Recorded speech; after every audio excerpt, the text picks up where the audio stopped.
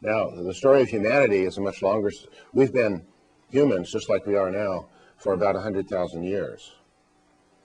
Or you couldn't tell that you could swap babies from 100,000 years ago and today and raise them, and they would each do just fine and fit right in and be of the same, average intelligence and all that kind of stuff.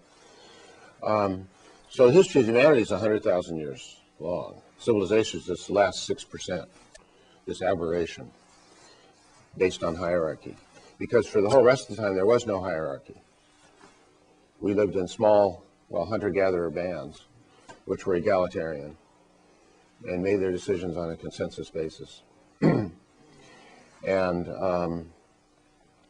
they always had a dialogue process that they would use for making decisions. Like you can see it like with American Indians, they have the powwows and the peace pipe and sit around the campfire. I mean, it's kind of a Hollywood version, but that idea that people sit down and talk and work and listen, and when it's time to make decisions together. Now, in our current society, people will tell you that human nature is competition and dog eat dog, and weakest link, all that weakest link stuff. Well, that's how people behave under hierarchy. And to say that's human nature is like to look at a lion in a cage and say, oh, what lions do is pace back and forth and wait for somebody to throw meat at them. Well, that's not what lions do. That's what lions do in cages. And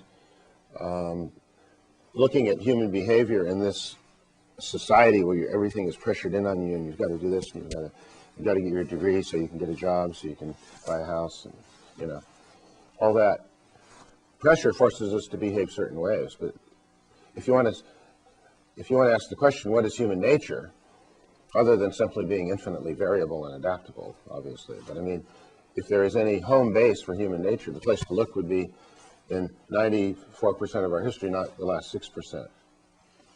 And basically humans are cooperative, and they are naturally meant to live in supportive communities where everybody, sort of like a little bit like an extended family, let's say, where people tend to take care of each other.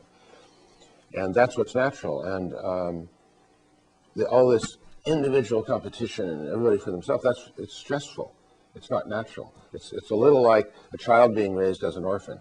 And if a child is raised as an orphan, they don't have the love and support of the family, and they're kind of emotionally deprived as they grow up, let's say. Well, growing up not in a supportive community is like a little bit like growing up as an orphan without your family around you. It's like it's unnatural.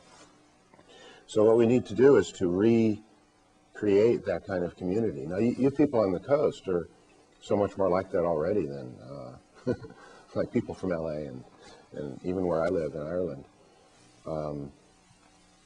I've been finding that, like I was down in Casper, they said already have the kind of community decision process like I'm talking about, that I will be talking about. So that's kind of my take on civilization as being this recent aberration on a much longer human history.